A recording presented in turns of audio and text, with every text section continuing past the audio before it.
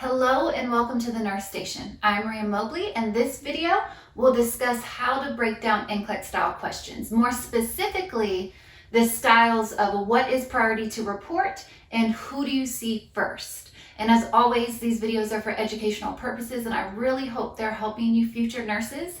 And I do have a couple other question breakdown videos, and I just want you to remind you all, there's so many different styles of questions you're going to see on the NCLEX, and the only way to get better is to practice. Don't let us teachers fool you. I mean, two teachers can look at the same question and have different opinions on what the correct answer is. These questions are maddening. I mean, they have 4 really good answers. So I just encourage you can do this. If this doesn't help you, find a way that does.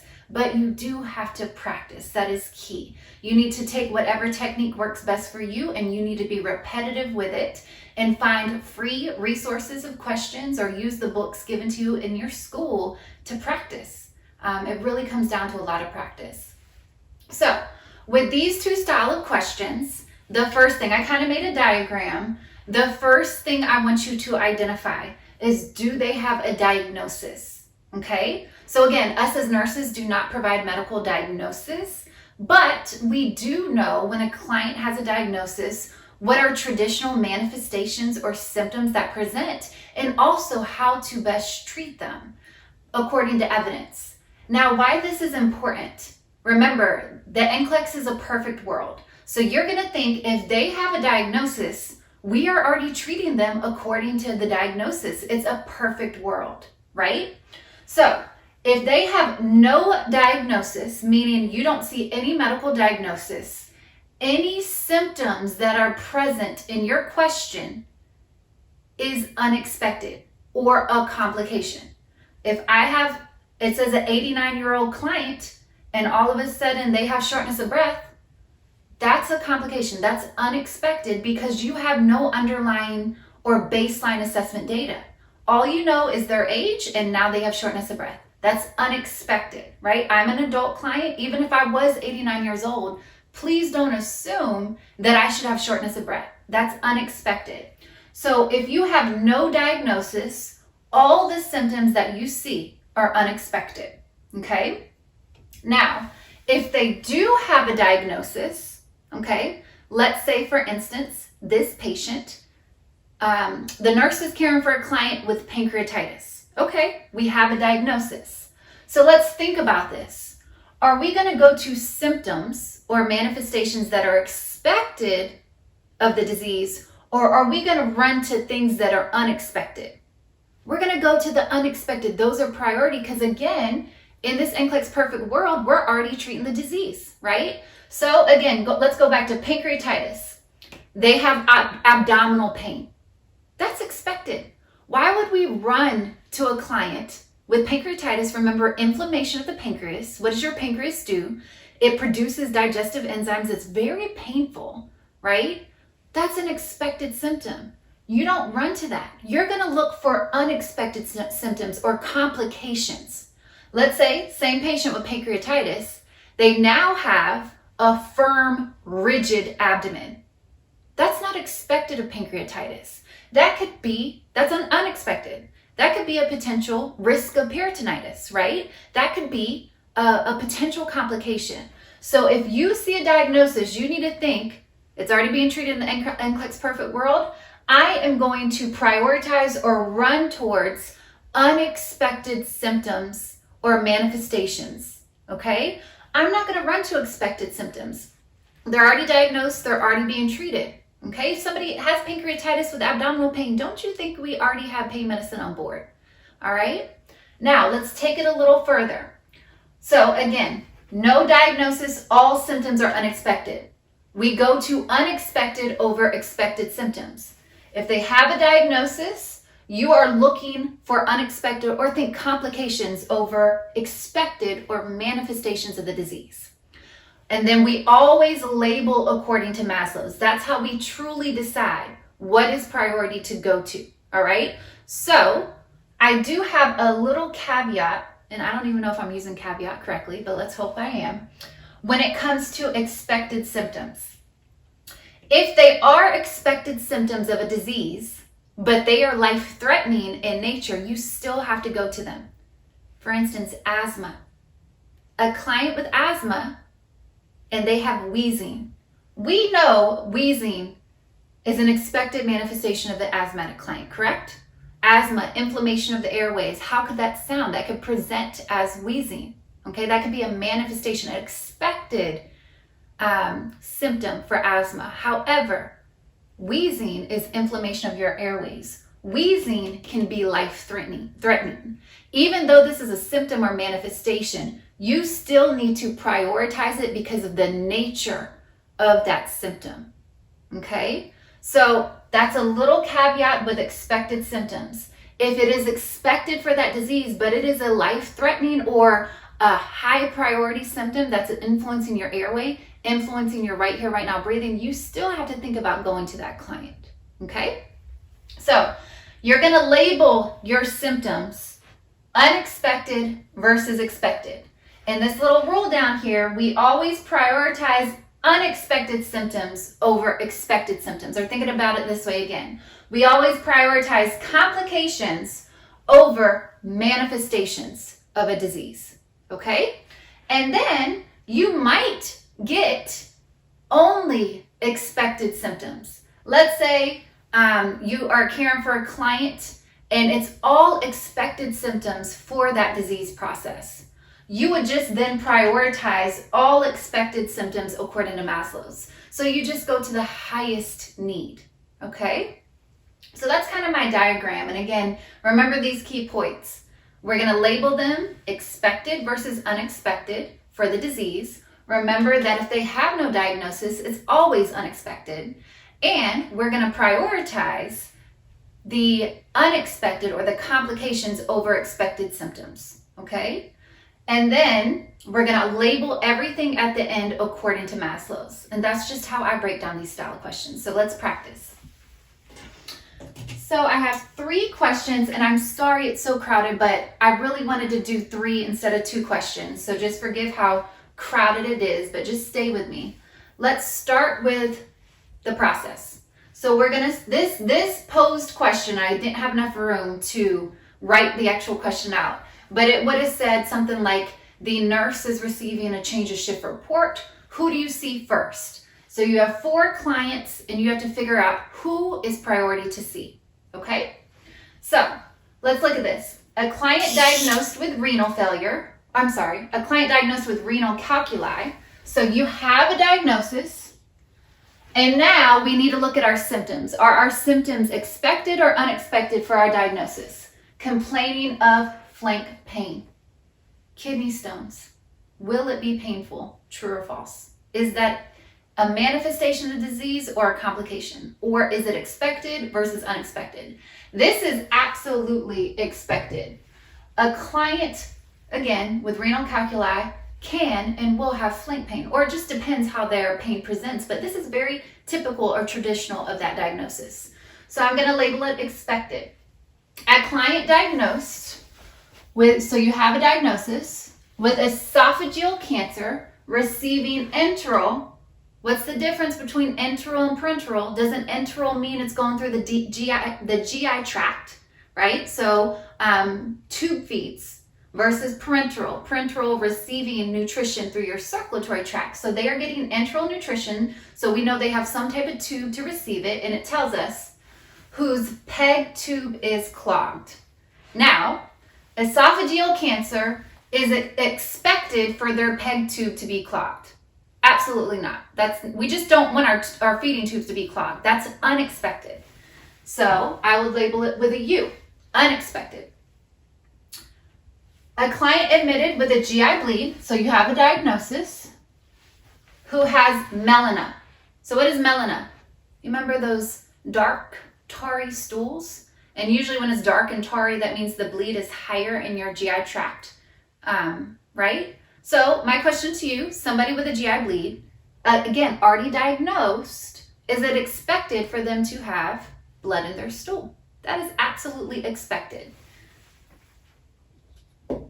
Now, an 89-year-old client admitted with a UTI, so you have a diagnosis, who becomes combative. Is it expected for a UTI diagnosis to have a change in behavior? That is absolutely unexpected. That is not normal. And please, some of my students say, oh, Miss Mobley, she's 89 years old. She can have a change in behavior. Don't ever assume that age automatically warrants a change in behavior. That is not true, and that is not universal. So this is unexpected. So let's go ahead. I like to go ahead and mark out expected manifestations as long as they're not life-threatening. Again, remember the example. You have an asthmatic client that's wheezing. You should probably be going to that asthmatic client that's wheezing, even though wheezes is a manifestation or it can be expected with that disease process. But these two expected, we got pain. So again, label according to Maslow's as 1. And then you have your dark tarry stools or circulation that should be expected with a client with a GI bleed. I am going to get rid of those because remember, again, my students would also say, Miss Mobley, this is circulation. It is. But remember, in the NCLEX perfect world, we are already treating this client. GI bleed, what are we doing? You know, we're maintaining the MPO. We're giving them fluids and blood products as needed. We're finding out the source of the bleed. We could be scoping them, for instance, performing an endoscopy procedure to see why or how they're bleeding. So again, remember, they're being treated if they have a diagnosis in the NCLEX perfect world. So I am going to cross off my expected symptoms. And I'm going to look at what's unexpected. So this one, I use this one all the time, and my students do not like it because it always trips them up. So I now need you to label it according to Maslow's. According to Maslow's. Esophageal cancer receiving nutrition whose PEG tube, so this is the actual problem, whose PEG tube is clogged. So do y'all remember where a PEG tube is? And forgive me, in actual NCLEX style questioning, these abbreviations, everything would be written out, right? You'd always have it written out fully and then abbreviated, but I don't have enough room on my board. So what is your topic according to Maslow's? Because I have had students tell me that a clogged PEG tube is much more serious than it is. So if you think this is anything related to do with airway, remember the feeding tube is not in the airway. We don't feed through the airway, right? A PEG tube is located in your abdomen, going straight into your stomach to feed the client. So the topic I would label this as is straight up nutrition. Okay? And I'm just going to remind you, nutrition is a physical problem. But how long would it take for a client to die from lack of nutrition? And remember, they're in healthcare. So even if we can't feed through a PEG tube, aren't we providing other ways of nutrition? We have many, many ways. IV fluids, parenteral routes, right? We can give TPN. So please don't, even though it is a physical need, I really, really need you to think about how long would it take this client to, is it a life-threatening, right here, right now, oh my gosh, they're gonna die? No, their PEG tube's just clogged, right? So it would take a significant amount of time to go without a lack of nutrition for this client to have a life-threatening concern or a medical emergency. So just remember that. So this topic is nutrition. Now let's look at this one. An 89-year-old client admitted with a UTI who becomes combative. This is kind of the symptom I'm looking at. Now, if you haven't watched my Maslow's video, please do so, but I always label things. My bottom of my pyramid is A, B, C, D. Airway, breathing, circulation, and the D is decreased level of consciousness, or I like to think about any change in behavior.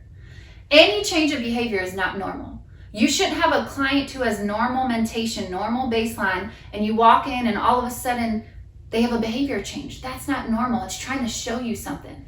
So for me, I would label this according to Maslow's my D. And if you don't like that, you still have to remember, combativeness will always fall into the safety category. So if you don't agree with me labeling it as decreased level of consciousness, or I like to think any change of behavior, you still would have to label this as safety, okay? Now my question to you is, do you go to a safety client first over a clogged PEG tube, or somebody whose nutrition has just now stopped? But remember how long it would take for it to become a life-threatening situation from lack of nutrition, okay? So I would prioritize client number 4 as my highest priority to go to. Now let's look at our next question. So as you can see, these style of questions can fall into who do I see first, or what is priority to report? So think, what is priority to report? You as the nurse need to call the healthcare provider and tell them the highest priority symptom of the assessment data given to you. So it follows the same style. You're going to look at your question, you're going to see if they have a diagnosis, you're going to label your assessment data expected versus unexpected, you're going to prioritize unexpected, and then at the end label it all according to Maslow's, okay? So the nurse is caring for a chronic renal failure. You have a chronic renal failure client, so you have a diagnosis. Oh, and also chronic renal failure client scheduled for dialysis. That's important because they're about to go to a procedure as well. Upon assessment, what is priority to report? Now you have a whole bunch of assessment data. So let's label it expected versus unexpected. Hemoglobin of 9.2 grams per deciliter. So let's think back to A&P, your kidney, right? Has multiple functions, excretion of toxins of urine from the body, right? But also there's a hormone produced by the kidney, erythropoietin, right? What does erythropoietin do? It stimulates red blood cell production. So let me ask you, a client with chronic renal failure, is it traditional or is it expected for the client's hemoglobin and hematocrit levels, or is it expected for them to potentially be anemic? Absolutely. This is an expected manifestation, or this is a manifestation of that disease. So we are going to label it expected. Now, B, diaphoresis. Should you walk into a room and a client just be sweating? Traditionally, that is not expected, right? So we're going to label it unexpected. We don't know why they're sweating. We don't know what's going on. Urine output of 20 mLs per hour. So remember, we need our clients to produce on average a minimum of 30 mLs per hour, right? That's showing appropriate kidney function. That's saying, hey, I don't have to intervene or collect more data to figure out what's going on. However, I'm going to ask you, a client who has chronic renal failure, is it expected, could their urine output be influenced? And not only that, they also are already getting the treatment for the disorder, right? They're dialyzed for their renal failure. So my question to you is, would you even call for a urine output of 20 mLs per hour when they're going to dialysis for the dialysis to filter the blood in the way that the kidneys should be doing, right? So this is expected for this disorder. This is not a concern. We would not be calling a doctor for that assessment data. And now let's look. Blood pressure, 82 over 49 millimeters of mercury. Think about what the kidney does. Your kidney, again, filters, it excretes toxins from your body. It does so many things. But traditionally, a person with renal failure, would their blood pressure be traditionally increased? Would they be retaining fluid, or would it be decreased? This is unexpected. Our client should not be having, first off, a blood pressure this low, and second off, please don't forget any safety issue. Not only do they have an unexpected blood pressure, where are they going? They're going to dialysis, which could also, you're taking fluid off the body, right? Which could also potentially lower that blood pressure even further. Think back to nursing. Think back to what you remembered about dialysis interventions. As nurses, majority of the time, we're holding blood pressure medication before they go to dialysis because we don't want to drop them so low and then go to a procedure that is taking volume off their body, right? Removing fluid off their body that could potentially exacerbate that blood pressure. So this is unexpected. Absolutely unexpected. We should not be walking into a client with chronic renal failure with a blood pressure that low. I'm going to get rid of my expected diagnosis and I'm going to label these according to Maslow's. So, diaphoresis, sweating alone, could be so many things. Risk of fever, risk of hypoglycemia. Y'all know that we have no evidence they're a diabetic client, but could their blood sugar be affected? So a lot of potential risk ofs that we don't have enough data. So again, risk of infection, risk of low blood sugar. So many things diaphoresis could be related to, but this is not a risk of problem anymore. Sweating alone is not enough information for you to give, hey, airway, breathing, circulation, decreased level of consciousness. You'd have to do risk of and start gathering more data. The first thing I would do with a client sweating profusely, I would get a blood sugar on them and then I would check their temperature, okay? But this guy, this is a right here, right now circulation problem. It's not a risk of, we have a concern. And even if you don't agree with that, it's still a safety problem, again, because you have a client with a low blood pressure that will be going to dialysis, all right? So of these two, D is your highest priority. Now let's look at our last question. Again, very similar to the first. It would say something about who do you see first as a nurse, okay? So the client diagnosed with an MI, and I should have written out, and since that's an N, that should have just been A. A client diagnosed with a myocardial infarction, so remember that's a heart attack, who has elevated troponin levels. So we have a diagnosis, and this is the problem. So let's think. We got to think a little bit about what this means. What is troponin? Protein that's found in your skeletal and cardiac muscle fibers, right? And let's think about it. They've had a heart attack, so they've had heart muscle damage. So when you have heart muscle damage, more troponin is put into your bloodstream. So true or false, with a myocardial infarction, with a heart attack, is it traditional for troponin levels to be elevated? And that is absolutely true. This is an expected finding for this disorder. So you put expected. The client admitted to the ED with an edematous warm calf. All right, so we have no diagnosis, none whatsoever, no diagnosis. So you always have to label it unexpected. A person should not just walk into our emergency department with a warm, swollen calf. That's not normal. We have to figure out what's going on. So that's not expected for a client with no diagnosis. The client diagnosed with heart failure, so we have a diagnosis, who has pink, frothy sputum. So think back to everything you know about heart failure. Does pink, frothy sputum ever come to mind as a manifestation or an expected symptom of that disease? Doesn't come to my mind, not for heart failure. So I would label it unexpected. And the diabetic client who has a blood glucose level due now. This kind of always trips up some of my students, and that's why I love question breakdown. Literally after they take a test, we go through all the questions and break it down because I really want y'all to understand the why. And again, if this doesn't help you, find a way that does. But yes, you have a diagnosis, but you have no symptoms. So it doesn't match what I told you, and I put this up here purposefully. I always label this type of question as a nursing task, and I'll explain why. You literally have no symptoms. You have no assessment data. And a lot of my students say, oh, Ms. Mobley, what if they're hypoglycemic? What if they're hyperglycemic? In the NCLEX perfect world, the only thing you can go by is what is given to you on that computer.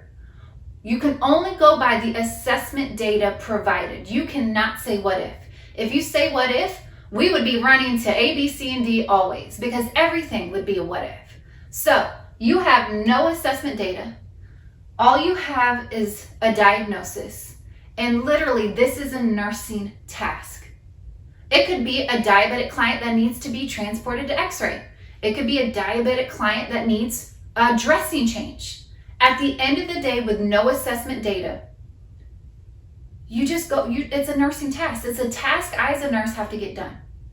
Now my students can argue, which I enjoy. They don't argue, they're very respectful, but they like to question, you should question, hey, but why? Why is this not labeled safety? And I'll tell you why.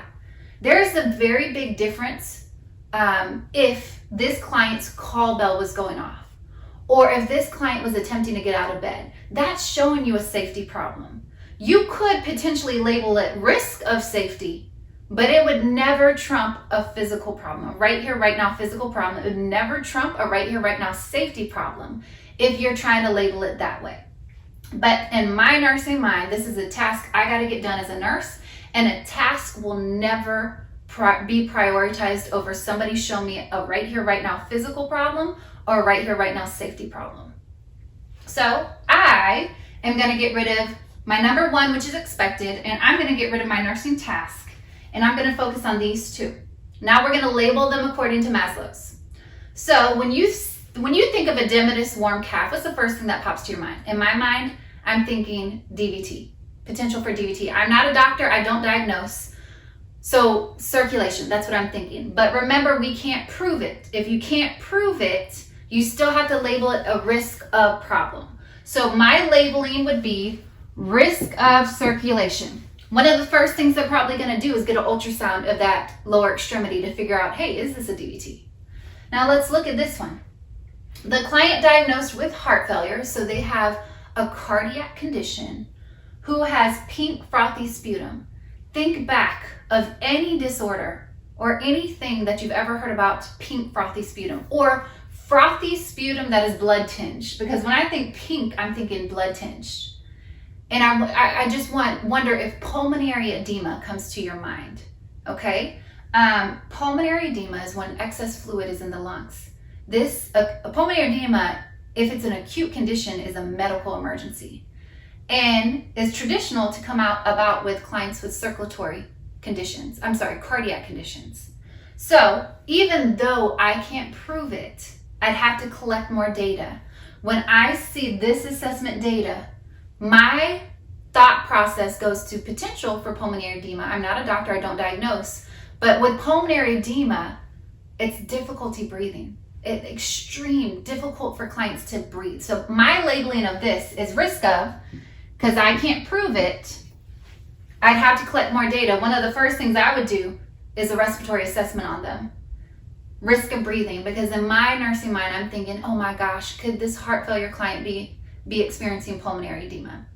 And between risk of circulation and risk of breathing, I'm going to go with risk of breathing. So I hope this helps. Again, question breakdown is one of my favorite things to do, and it's just a tool. If this tool doesn't work for you, just please find a way. You need a systematic way of questions to look at these NCLEX style questions, which are hard, to do your best at systematically breaking them down. Because remember, when people write NCLEX questions, when they submit them to see if they're going to be utilized, they have rules to follow. So if you have rules to follow, we should be able to find rules to break them down. So as always, if this helped you, please help a friend, help a student in your class. We are always better together. And again, we're just excited for you new grads, and we can't wait for y'all to get to the bedside.